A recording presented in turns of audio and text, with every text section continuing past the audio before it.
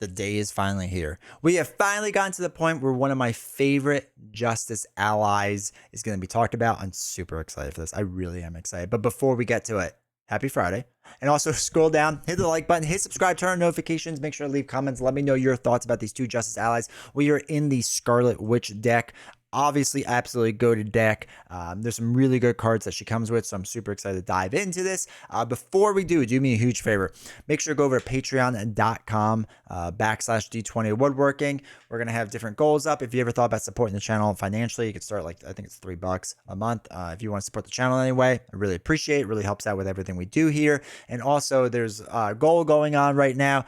Hopefully, we've gotten past the Doctor Strange goal, and I'm really preparing myself right now to play Doctor Strange and Pool against Loki. But if it's not, if we haven't surpassed that, then, then that's the goal we're still working on. And if not, if we have surpassed it, then there's something else up there. So definitely go check out the page. The links are down below. All right. So the first one we're going to talk about, this one's not my favorite. I don't mind Speed. He's a little expensive for what he is, but I don't mind him.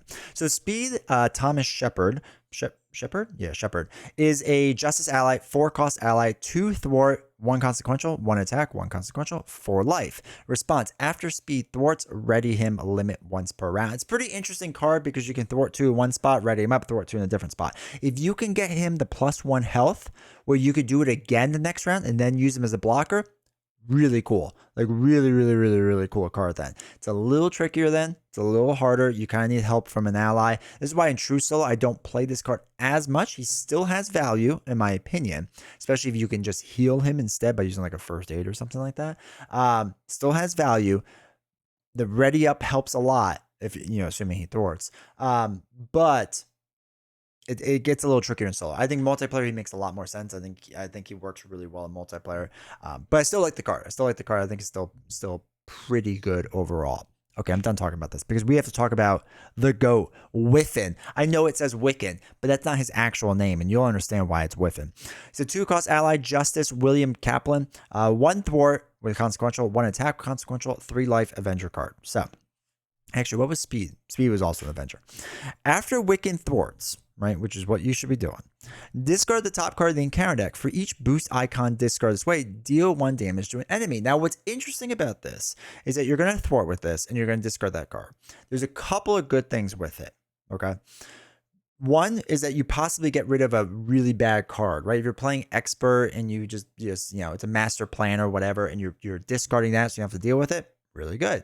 As you deal with harder and harder scenarios, the boost icon average increases. Like, for example, for Rhino, I think it's under 2 or pretty close to under 2, versus like a Loki, it's like a 2.8 or something. It's really high, right? The boost icon. So the harder the villain, the average boost icon. So not only will he thwart 1, but he'll deal like 2 damage, maybe 3 damage.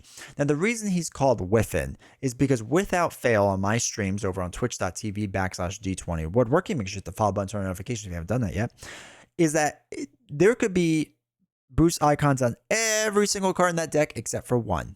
There could be 1 card in a 100-card encounter deck that has 0 boost icons. I will draw it. I will for sure draw it. Now, I still like the card a lot. Like, I still like its mechanic. I still think it works really well. When it actually does not miss, it's pretty cool to like deal some damage. Again, it's not an attack, so you can get around some things, which is really nice. You're just dealing damage. You're not attacking the enemy. Love this card. Love this card. Love to try to do it twice in a row and then keep him as a blocker the third round.